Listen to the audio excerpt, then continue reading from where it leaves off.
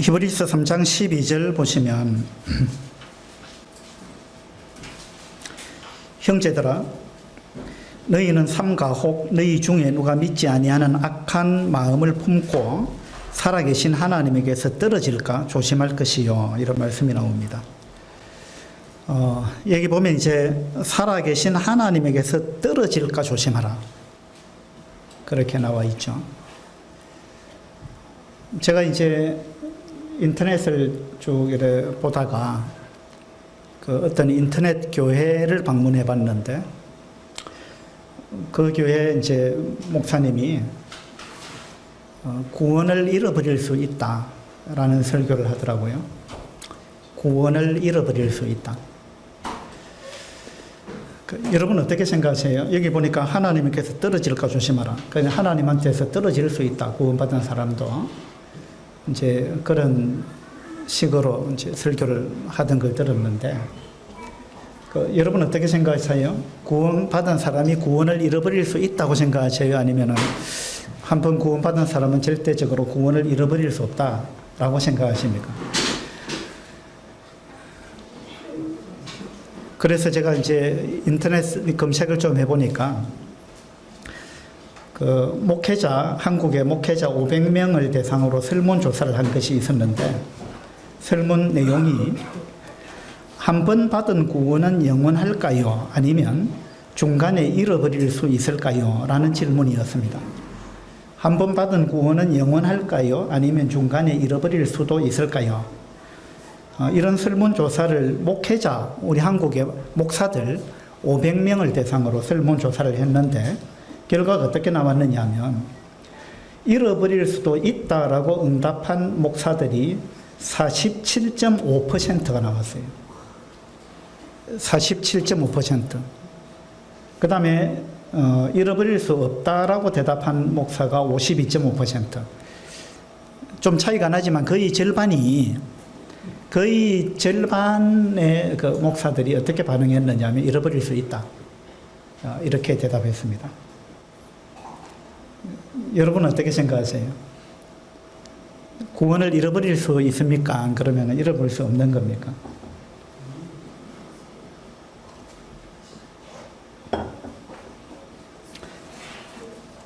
제가 옛날에 이런 책을 읽은 적이 있는데요. 책 제목이 진짜 구원받은 사람도 진짜 버림받을 수 있다, 이런 책이었어요. 진짜 구원받은 사람도 진짜 버림받을 수 있다. 그 책에 이제 우리 한국에서 어마어마하게 큰 교회의 그 목사가 한 말을 인용을 해놨는데, 그 목사가 쓴 히브리서 강해, 그 책에 어떤 내용이 나오느냐 하면 제가 읽어드리겠습니다. 하나님께서 특별히 택하신 민족 이스라엘이 애굽에서 해방받아 가나안 복지로 가는 도중 그들은 하나님을 의심하고 시험함으로 하나님을 경노케 했습니다. 그러므로 그들은 택함 받은 백성임에도 불구하고 하나님의 노하심을 받아 하나님께 버림받았습니다. 그러므로 내가 한번 예수 믿고 구원을 받았으니 영원히 구원받는다는 생각은 잘못된 생각입니다. 이렇게 그 책에 나와 있었습니다.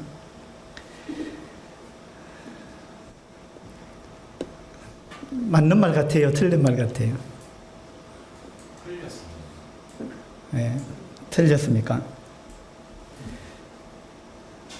그래서 그 책에서는 진짜 구원받은 사람도 진짜 버림받을 수 있다 라는 그 책에서는, 이 책을 누가 썼느냐 하면 대구에 있는 어떤 목사가 썼습니다.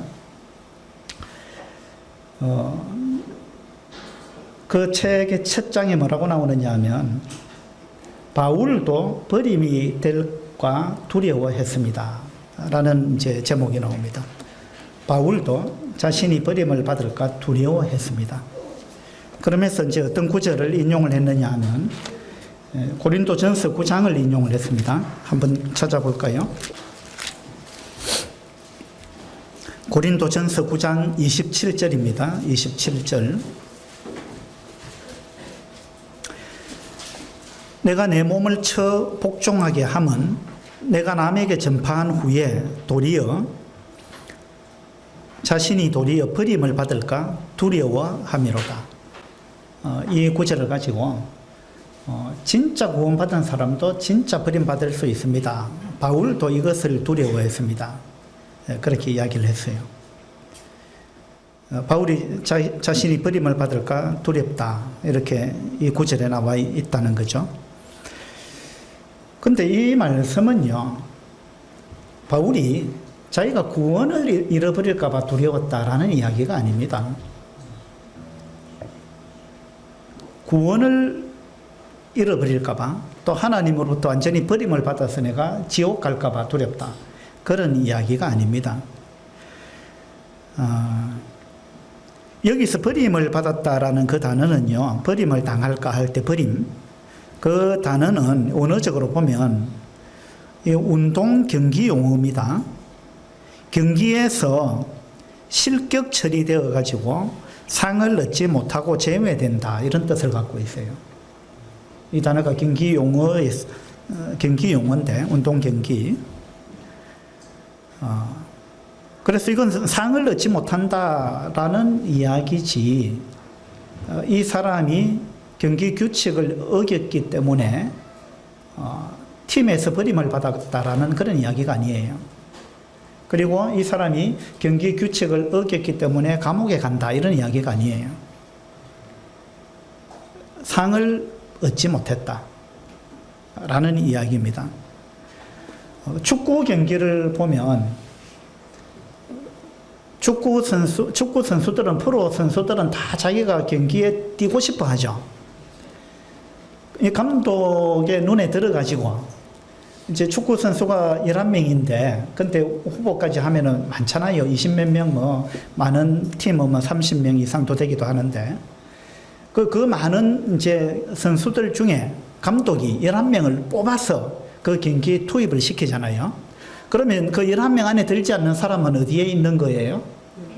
벤치에 앉아 있습니다. 그 벤치에 앉아서 이제 구경하는 거죠. 그리고 중간에 자기를 넣어주면은 좋겠다 하고 이제 기대를 하고 앉아 있는 거죠. 근데 11명으로 선택이 돼가지고 운동장에서 축구를 하다가도 물러나야 할 때가 있습니다. 경기 도중에. 그 왜 물러나는 거예요? 예? 레드 카드 받아가지고 쫓겨날 수도 있고. 예. 그 다음에 감독이 봐가지고, 오늘 저 사람 보니까 별로네. 그래서 다른 선수하고 바꿔야 되겠다. 이건 전적으로 감독이 판단하는 거예요. 그렇게 해서 감독이 선수 교체를 시키면은, 나는 못 나가겠습니다 할 수가 없는 거예요. 그냥 나와야 돼요. 그 어떤 사람 보니까 자기는 못 나가겠다고 막 우기는 사람도 간혹 있던데. 감독이 나오라 하면 나와야 되죠.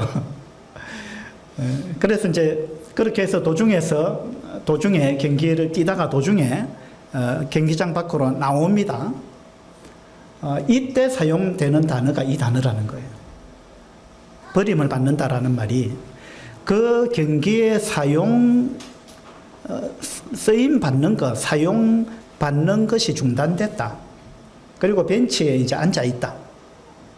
그런 의미를 갖고 있다는 겁니다. 그러니까 바울이 내가 버림을 받을까 두렵다, 이 말은 나는 이 땅에 살아있는 동안에 주님께 쓰임 받는 그러한 삶을 살고 싶은데, 내가 혹 교만해지거나 또 잘못해가지고 죄를 범하거나 등등 해가지고 내가 이 땅에서 하나님께 쓰임 받지 못할까봐 두렵다라는 이야기입니다. 다시 말해서 내가 운동장에서 열심히 뛰고 싶은데 내가 뭔가 잘못해가지고 주님께서 나를 불러내가지고 벤치에 앉혀놓을까봐 두렵다. 그 이야기를 지금 하고 있는 거예요. 근데 이런 부분을 가지고 이제 성경을 잘못 해석하게 되면, 구원받은 사람도 하나님으로부터 버림을 당할 수가 있구나. 이렇게 이제 생각하기가 쉽다는 거죠. 히브리서 3장을 다시 한번 보겠습니다.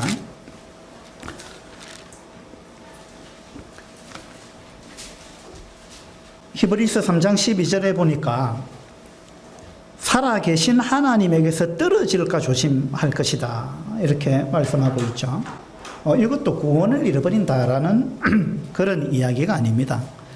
우리는 성경을 볼 때 한 구절만 똑 떼어내어서 읽으면 안 되죠. 이걸 문맥적으로 봐야 됩니다. 어떤 흐름 가운데 이와 같은 이야기가 나왔느냐라는 걸 봐야 되는 거예요. 히브리서 2장 3장에서는 계속 이제 안식에 관해서 이야기를 하고 있습니다. 11절에 보면 3장 11절에 내가 노하여 맹세한 바와 같이 그들은 내 안식에 들어오지 못하리라 하였다. 내 안식에 들어오지 못하리라 하였다 하였느니라. 자, 이스라엘 백성이 출애굽해가지고 광야를 건너서 목적지는 가나안이었습니다. 그들이 가나안에 들어가는 것이 출애굽한 목적이었습니다. 그런데 출애굽한 사람들이 60만 3,550명, 그 많은 사람들이 애굽을 떠나 나왔지만은 60만 명이 넘는, 또 여자와 어린아이까지 포함하면 훨씬 더 많죠. 그 많은 사람들이 가나안 땅에 대부분 못 들어갔어요. 그렇죠? 대부분 못 들어갔습니다. 그래서 이제 이런 구절을 가지고 이제 성경을 잘못 해석하는 사람들이, 봐라, 유월절을 통과하고 애굽에서 나왔다, 홍해를 건넜다, 그건 구원받았다는 이야기잖아. 그런데 그들이 가나안 땅에 못 들어가고 광야에서 죽었다, 대부분. 그러니까 구원받은 사람도 이렇게 될 수 있다 라고 이야기를 하는 것입니다. 우리 한국의 목사들 중에 50%가 이렇게 이야기한다는 거예요. 이건요, 성경을 굉장히 잘못 보고 있는 것입니다.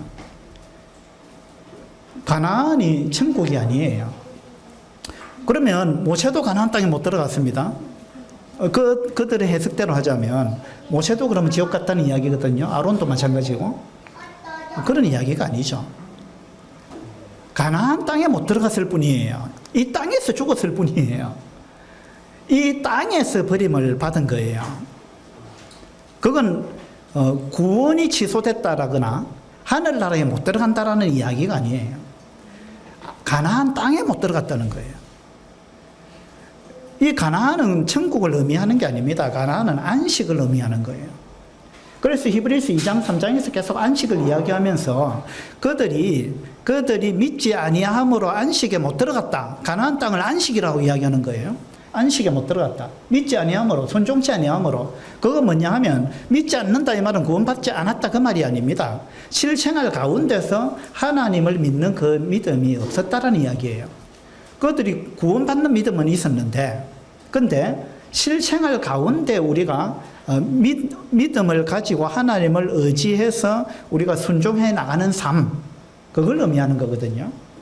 그래서 그들이 가나안이 상징하는 그 안식에 들어가지 못했다. 그러니까 그들은 구원은 받았지만 그 광야 생활로 끝났다.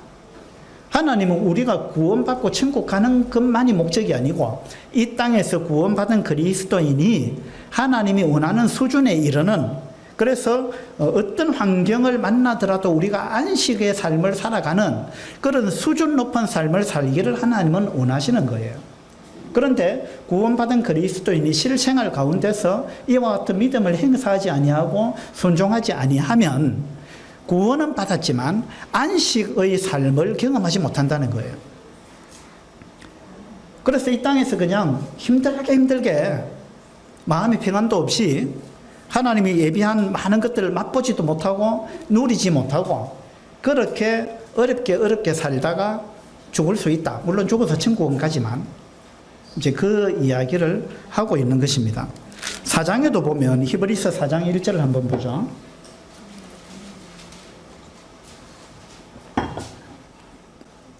4장 1절에 그러므로 우리는 두려워할지니 그의 안식에 들어갈 약속이 남아 있을지라도 너희 중에는 혹 이르지 못할 자가 있을까 합니다. 마찬가지입니다. 이 버림을 받는다는 것은 지금 히브리서에서 이야기하고 있는 것은 그들이 구원받았지만 가나안에 못 들어갈 수도 있다. 천국에 못 간다 그 말이 아니에요. 그 안식을 경험하지 못할 수 있다. 이 땅에서. 그래서 히브리서에서는 우리가 구원받고 나서 계속 자라가야 된다. 성장해 가야 된다. 거기에 초점을 맞추고 말씀을 하고 있는 것이 히브리서입니다. 그래서 히브리서 6장에 보면 그러므로 우리가 그리스도의 도의 초보를 버리고 완전한 대로 나아갈지니라.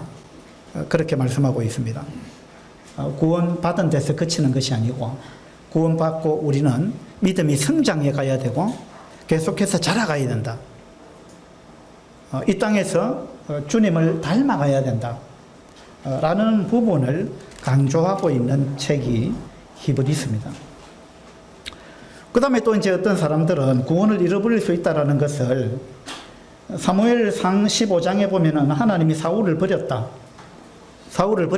내가 사울을 왕으로 삼은 것을 후회한다, 하나님이. 이제 그런 말씀을 하셨어요.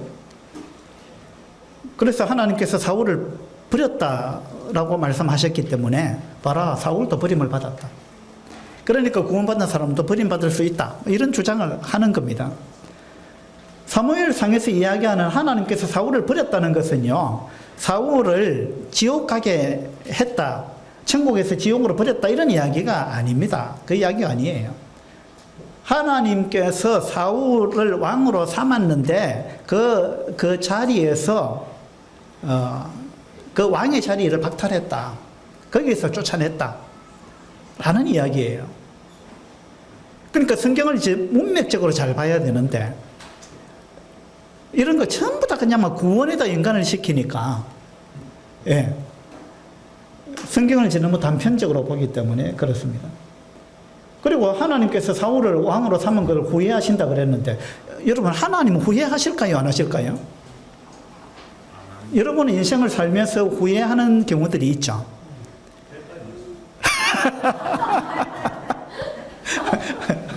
그러면 후회하는 일이 많다는 말은 무슨 말이에요? 내가 뭔가를 잘못했다, 내가 선택을 잘못했다, 그죠? 그 내가 실수했다라는 이야기잖아요. 그러면은 우리가 완전한 사람이면 후회할 것이 없잖아요. 근데 왜 사무엘상 15장에서는 하나님도 후회하셨다고 말씀하셨어요? 그러면 하나님이 불완전하다는 이야기예요? 하나님이 뭔가를 선택하셨는데, 아, 내가 실수했구나, 내가 잘못 선택했구나, 그래서 하나님이 후회하신다, 그 말씀이에요? 여러분, 하나님은 후회하시는 분일까요, 후회 안 하시는 분일까요?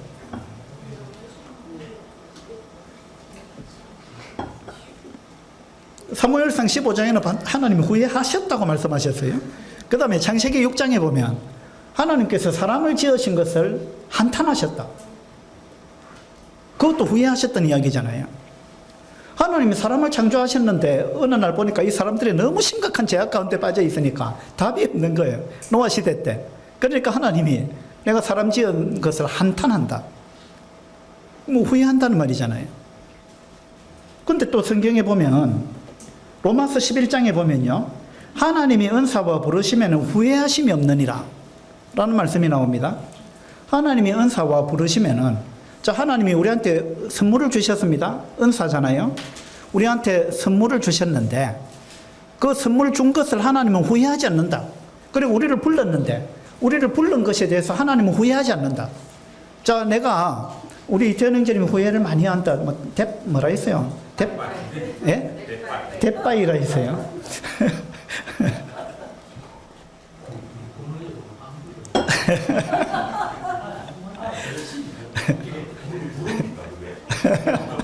아까는 또 막 이빠이를 강조하던데 좀 우리말 좀 써줘요. 아, 예. 그 후회를 많이 하신다 그랬는데 무슨 이야기 하려고 하다가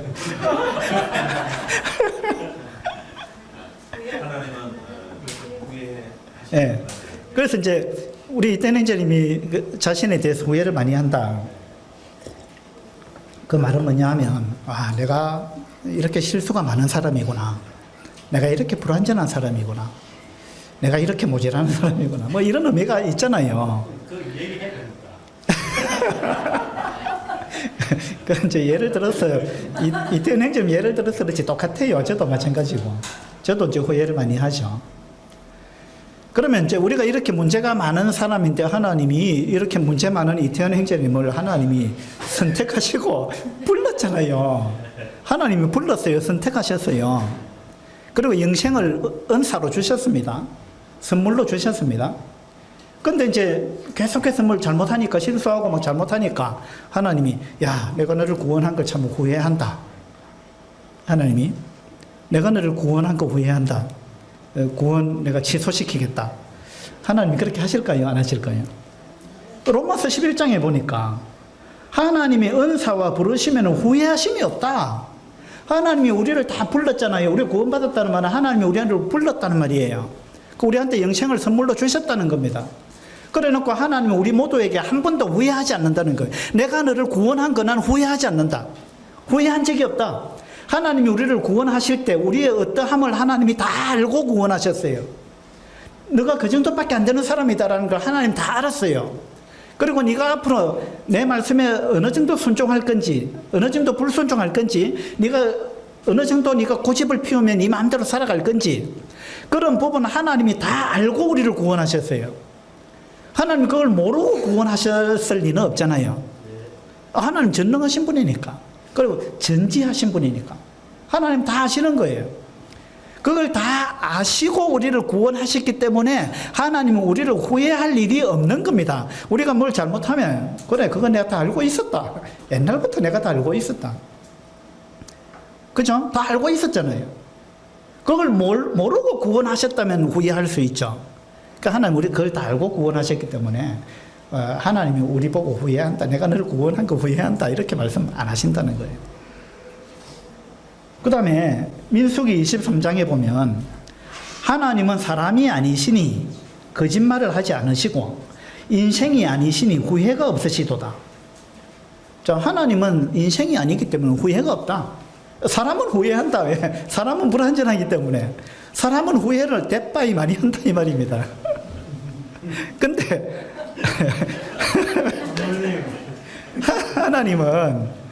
하나님은 인생이 아니시기 때문에 후회가 없다. 어찌 그 말씀하신 바를 행하지 않으시며 하신 말씀을 실행하지 않으시랴.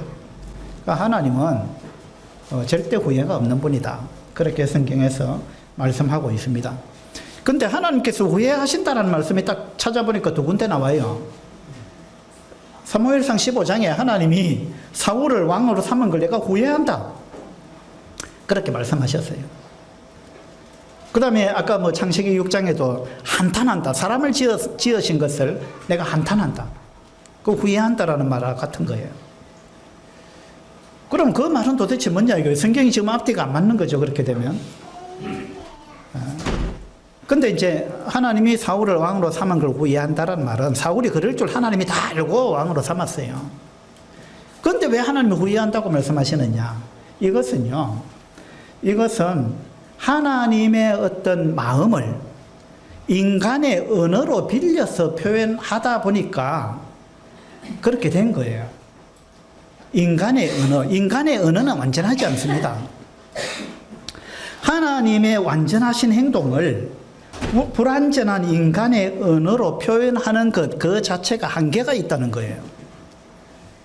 그래서 이것은 하나님의 감정을 이 인간의 언어로 다 표현할 수가 없는데, 그것을 그래도 인간이 좀 쉽게 이해할 수 있도록 하나님의 감정을 의인화시켜서 인간이 그래도 좀 이해하기 쉽도록 표현한 것이 그거예요. 이런 것을 이제 신인 동현론적 표현이다 이렇게 이야기합니다. 신인 동현론적 표현. 그러니까 하나님에 관한 하나님의 행동과 하나님의 감정과 뭐 이런 하나님이 관계된 것을 인간의 언어로 다 표현할 수 없는데 그래도 최대한 가까이 표현하자면 그렇다라는 이야기예요. 그러니까 이런 것을 이제 잘 우리가 이해하고 받아들여야 되는데 그걸 그냥 너무 지나치게 우리가 문자적으로 해석을 하게 되면 그런 오류에 빠지게 된다는 거죠. 네. 로마서 8장을 한번 보도록 합시다. 로마서 8장 29절입니다. 29절. 하나님이 미리 아신 자들을 또한 그 아들의 형상을 본받게 하기 위하여 미리 정하셨으니 이는 그로 많은 형제 중에서 맏아들이 되게 하려 하심이니라. 또 미리 정하신 그들을 또한 부르시고 부르신 그들을 또한 의롭다 하시고 의롭다 하신 그들을 또한 영화롭게 하셨느니라. 이 말씀에 보니까 하나님이 이제 단계적으로 뭘 하셨어요? 첫 번째, 하나님이 우리를 미리 아셨다 그래요.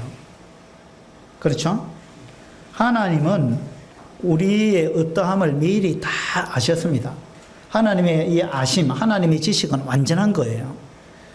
그래서 우리가 앞으로 어떻게 행할지 다 알고 하나님은 우리를 선택한 거예요. 미리 아셨고, 그래서 미리 아셨기 때문에 그 다음에 미리 알고 난 다음에 미리 정하셨다. 미리 정했다. 우리를 하나님의 자녀로 택했다는 거예요. 정했다. 그 다음에 미리 정하신 그들을 또한 불렀다.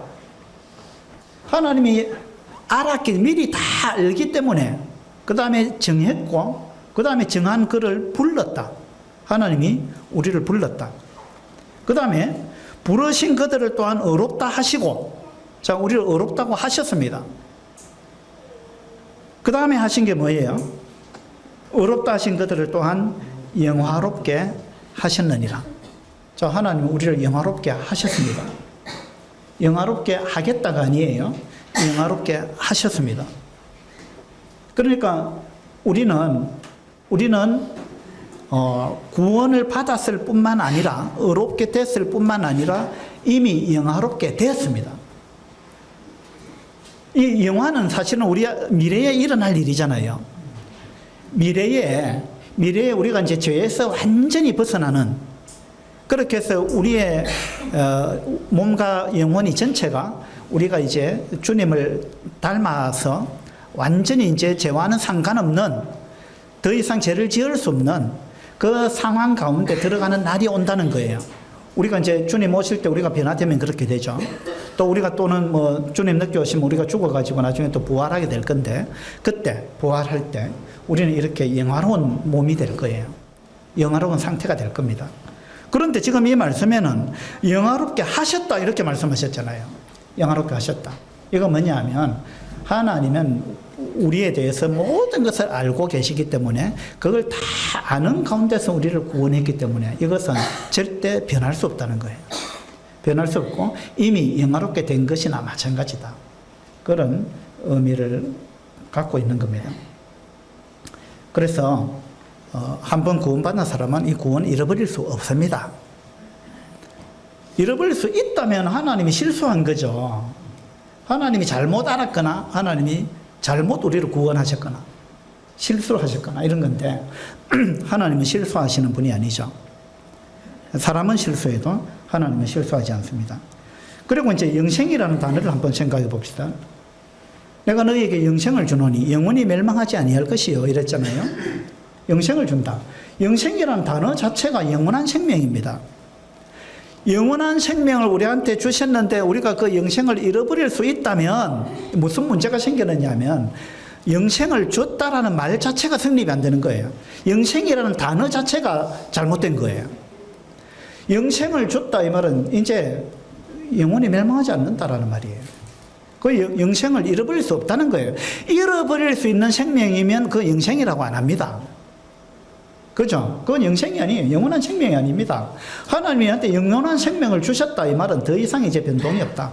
이 생명, 내가 준 생명은 영원한 생명이다. 잃어버릴 수 없다. 라는 이야기입니다. 그러니까 영생이라는 단어 자체가 잃어버릴 수 있는 생명이라면 영생이 아니에요. 그러니까 영생은 잃어버릴 수 없는 겁니다. 그 다음에 고린도후서 5장을 한번 보도록 합시다. 고린도후서 5장 17절 우리가 이제 잘 많이 암송하고 있는 구절인데, 그런즉 누구든지 그리스도 안에 있으면 새로운 피조물이라 이전 것은 지나갔으니 보라 새 것이 되었도다.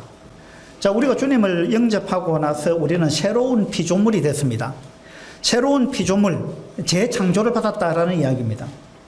자, 피조물이라는 단어는 무슨 뜻이에요? 피조물.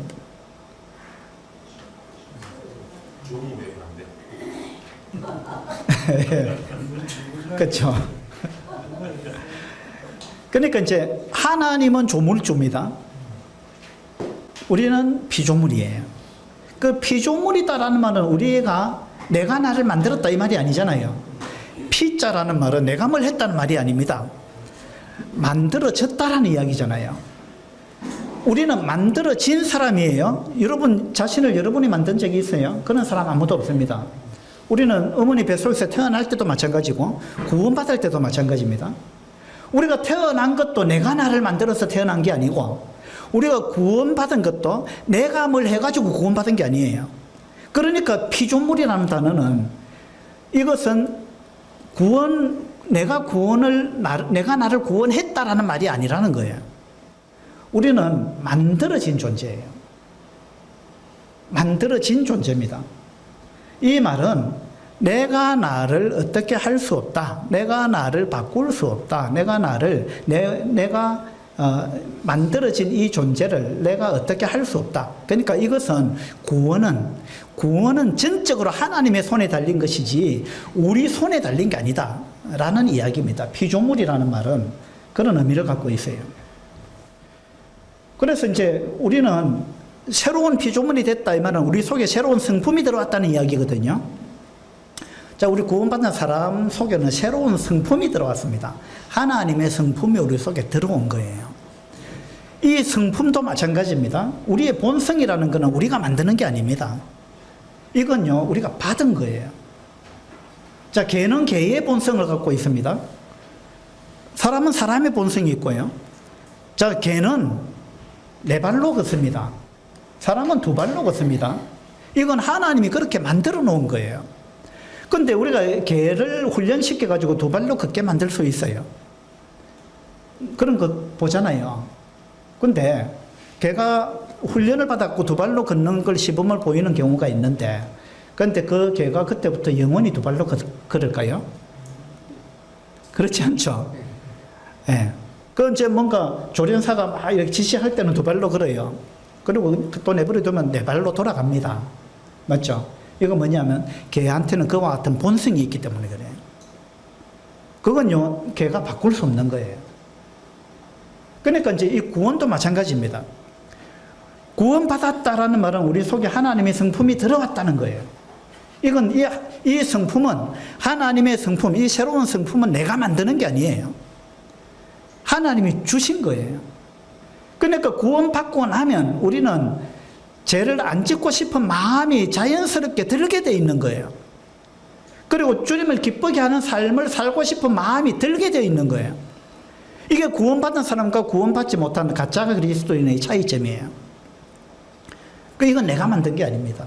그리고 이 성품을 내가 없앨 수도 없는 거예요. 그래서 이 구원은 내 힘으로 받은 것도 아니고 내 힘으로 없앨 수도 없는 거예요. 이건 전적으로 하나님의 손에 달린 겁니다. 자, 우리 한번 태어난 사람이 엄마 뱃속에 도로 들어갈 수 없잖아요. 그러니까 이 모든 것은요, 이 구원에 관계된 거, 이런 부분은 우리 손을 떠난 것입니다. 우리의 노력으로 내가 구원받았다면, 우리의 행위로 구원받았다면, 우리의 행위 때문에 구원을 잃어버릴 수 있어요. 근데 구원은 100% 내 행위로 받은 게 아니고 100% 하나님의 능력으로 받았기 때문에 이 구원을 얻고 잃고 하는 것은 내 손에 달린 게 아닙니다. 그러니까 우리는 구원을 잃어버릴 수 없습니다. 그 다음에 구원받은 사람은 이제 하나님의 자녀라 그럽니다. 이 말 속에도 아까 영생이라는 단어 자체가 영생은 생명을 잃어버릴 수 없는 생명, 잃어버릴 수 없는 생명, 그것이 영생이다. 그 다음에 피조물이라는 단어 자체가 구원을 내가 어떻게 할 수 없는 부분이다 라는 의미를 갖고 있다는 이제 말씀이죠. 하나님의 자녀라는 말도 그렇습니다. 우리가 하나님의 자녀가 됐습니다. 믿음으로. 이건요, 자녀로 한번 태어나면 영원히 자녀예요. 여러분의 자녀가 여러분에게서 태어나면 그냥 여러분 자녀입니다. 그때부터. 그 아이가 무슨 일을 해도 여러분 자녀예요. 그 아이가 무슨 죄를 지어도 여러분 자녀예요. 이건 변할 수 없는 관계입니다. 하나님도 마찬가지예요. 우리가 구원받아서 하나님이 자녀가 됐다는 것은 하나님은 결코 우리를 네가 내 자녀인데 지금부터는 호적에서 너 이름을 파겠다, 이런 이야기를 하나님이 하실 수 없다는 거예요. 사람은 혹 그런 이야기 할 수 있어요. 내가 너를 호적에서 이름 파버리겠다. 그런 이야기를 사람은 하는 경우가 있어요. 그런데 하나님은 그렇게 하실 수 없는 분입니다. 여인이 어찌 그 젖 먹는 자식을 잊겠느냐. 그들은 혹 그러할지라도 나는, 하나님은 그렇게 안 하겠다고 약속하셨습니다. 그래서 우리가 자녀들 혼낼 때요, 혼낼 때 뭐 호적에서 네 이름 파버리겠다라든지 이런 이야기는 하면 안 돼요. 그건 이 복음에 어긋나는 이야기예요. 그 다음에 집에서 뭐 쫓아낸다든지 이런 거는요, 그거는 부모의 마음이 아닙니다. 혼을 내더라도 그런 식으로 혼을 내면 안 돼요. 이거는 복음에 위배이 되는 거예요. 복음을 훼손하는 거예요. 어쨌든 우리가 하나님의 자녀가 됐다는 거, 이거는 한 번 자녀가 되면 영원히 자녀입니다. 그 다음에 우리는 예수 그리스도의 신부가 된 거예요. 이것도 마찬가지입니다. 한 번 신부가 되면 영원히 신부예요. 왜냐하면 이 땅에서는 한 번 신부가 되면은 영원히 신부다 이런 건 지금 뭐 이 땅에서는 뭐 많이 깨져버렸죠. 뭐 많이 이혼하잖아요. 그런데 하나님은 이혼을 금하시는 분입니다. 하나님이 왜 이혼을 금하시는 거예요? 여러 가지 이유가 있겠지만 이건 또 복음과 연관되어 있기 때문에 그래요. 내가 너를 신부로 삼았으면, 한 번 신부로 삼았으면 영원히 너는 나의 신부다.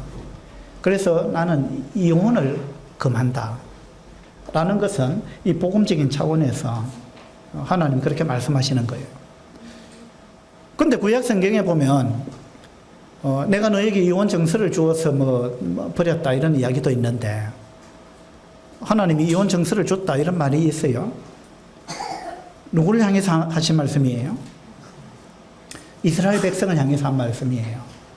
하나님이 이스라엘 백성을 향해서 내가 너에게 이혼 정서를 줬다 뭐 이런 말씀을 하셨는데, 이거 뭐냐 하면 하나님이 그 유대인 그 국가를 향해서 하시는 말씀이에요. 그 국가를 향해서 하신 말씀이지 개인을 향해서 하신 말씀이 아닙니다. 하나님은 어떤 경우에도 우리 개인을 선택했다가 버리지 않습니다. 하나님이 이스라엘을 잠시 버렸잖아요. 제쳐놨잖아요. 그리고 하나님이 교회를 선택하셨습니다. 이건요, 국가적인 차원에서 또 교회적인 차원에서, 교회도 마찬가지입니다. 우리 교회도 로마서 11장에 보면 하나님께서 우리 교회도 아끼지 아니하시리라, 버리겠다는 말씀을 하셨습니다. 그거 뭐냐면 이거는 국가적인 차원과 교회적인 차원에서 하는 말이지 개인적인 차원에서 한 말이 아니에요. 하나님이 우리 교회 시대를 끝낼 날이 올 겁니다. 교회에 더 이상 기대하지 않겠다. 교회를 더 이상 사용하지 않겠다. 이스라엘을 향해서 또 하나님이 그렇게 하셨듯이 원가지들도 아끼지 아니하셨은즉, 그죠? 교회를 향해서도 내가 너를 아끼지 아니하리라. 이건 교회를 향한 경고고, 이스라엘을 버렸듯이 교회도 버릴 수 있다라는 이야기입니다.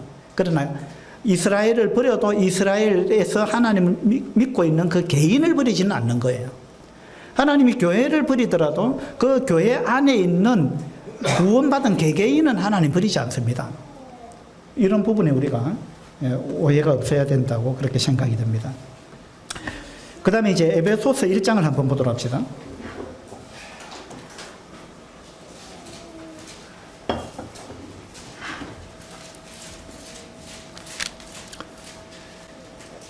에베소서 1장 13절입니다. 13절. 그 안에서 너희도 진리의 말씀 곧 너희의 구원의 복음을 듣고 그 안에서 또한 믿어 약속의 성령으로 인치심을 받았으니. 자, 하나님께서 우리 구원받은 사람들을 향해서는 내가 너에게 인을 쳤다 이렇게 말씀하십니다. 인을 쳤다라는 말은 무슨 말일까요? 도장을 찍었다 이 말입니다. 도장인자잖아요. 도장을 찍었다. 그 도장을 찍었다는 말은 또 무슨 의미입니까? 이건 내 거다 이 말입니다. 예, 확정이죠. 내가 어떤 사람들은 책에다 도장을 찍어 놓더라고요. 뭐 이런 데다가 도장을 탁 찍어 놨습니다. 이게 무슨 말이에요? 이 책은 내 거다. 손대지 마라. 이 책은 내 거다. 영원히 내 거다. 내 것이기 때문에 내가 지킨다. 내가 보호한다. 이건 내 거다. 손대지 마라. 자기 것이라는 확정입니다. 인을 쳤다는 말은 그 말입니다. 자, 우리가 주님을 믿는 순간 하나님은 우리한테 도장을 찍었습니다. 하나님이 도장을 찍었어요. 이건 결코 변할 수 없는 것입니다. 도장 찍었다는 말은 이제 끝난 거예요. 더 이상 변할 수 없는 겁니다. 하나님께서 너는 내 것이다 라고 선언을 한 거예요. 어떤 일이 있어도 너는 내 것이다. 그리고 내가 지킨다. 내가 보호한다. 라는 의미를 가진 것이 인을 쳤다는 이야기입니다. 그 다음에 에베소서 4장에 보면 4장 30절입니다. 4장 30절에 하나님의 성령을 근심하게 하지 말라. 그 안에서 너희가 구원의 날까지 인치심을 받았느니라. 여기도 보니까 도장을 찍었다 이랬죠. 그런데 도장의 효력이 언제까지 가는 거예요? 구원의 날까지. 주님 오실 그때까지. 우리가 하늘 날아가는 그날까지. 이 도장의 효력은요, 사실은 영원한 겁니다. 이 땅에서 우리한테 무슨 일이 일어나더라도, 내가 무슨 잘못을 하더라도 이 도장의 효력은 변함이 없다는 거예요. 그래서 지금 여기 하시는 말씀이 하나님의 성령을 근심하게 하지 말라. 도장을 찍었는데 성령으로 도장을 찍었다 이랬거든요. 이건 뭐냐면 하나님께서 성령을 우리 속에 주셨다 그 말입니다. 우리가 구원받는 순간 성령이 우리 속에 들어오셨습니다. 이것을 이제 성령으로 인을 쳤다 이 말씀이죠. 성령이 우리 속에 들어왔다 이 말은 성령이 한번 들어오시면 다시 나가지 않는다 그 말입니다. 성령으로 인을 쳤다는 말은. 그러니까 성령이 우리 속에 구원받는 순간 성령님이 우리 속에 들어와가지고 영원히 이제 우리와 함께 하신다는 거예요. 그러니까 영원히 우리 속에 함께 계시는데 우리가 하나님 말씀에 순종하지 않고 내 고집대로 살아가게 되면 성령이 우리 속에서 얼마나 괴롭겠느냐. 우리가 계속 어둠 가운데 행하게 되면 성령님이 얼마나 고통스럽겠느냐. 그러니까 성령을 근심하게 하지 마라. 왜? 성령이 떠나고 싶어도 떠날 수 없다. 그러니까 함께 사는데, 영원히 함께 사는데 네가 계속, 성령은 빛이신데 네가 계속 어둠 가운데 행하면은 이 성령이 얼마나 근심하겠느냐. 그러니까 성령을 시키지 마라.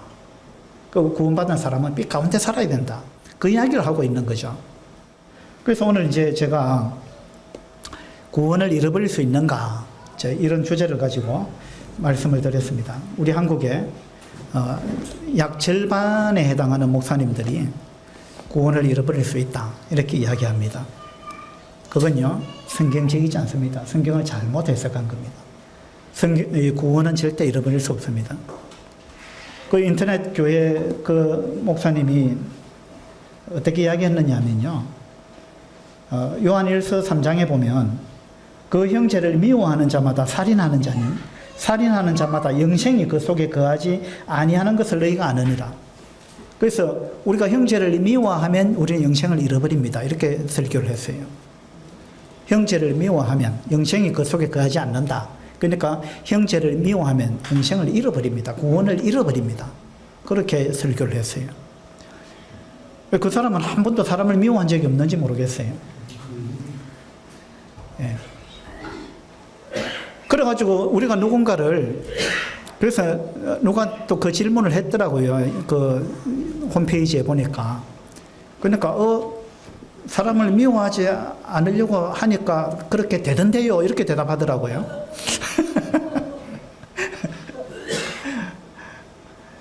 우리가 누군가를 한 번도 미워하지 않고 살아갈 수 있을까요? 그래서 우리가 누군가를 미워했다. 그러면 이제 구원을 잃어버렸다 칩시다. 잃어버렸다. 그럼 어떻게 되는 거예요? 어떻게 다시 구원받을 수 있습니까? 좋아하고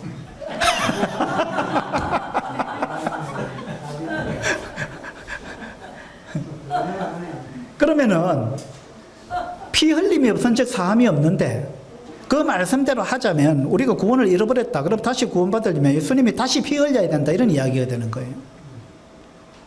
이건 심각한 문제죠. 다시 믿어야 됩니까? 회개하면 됩니까?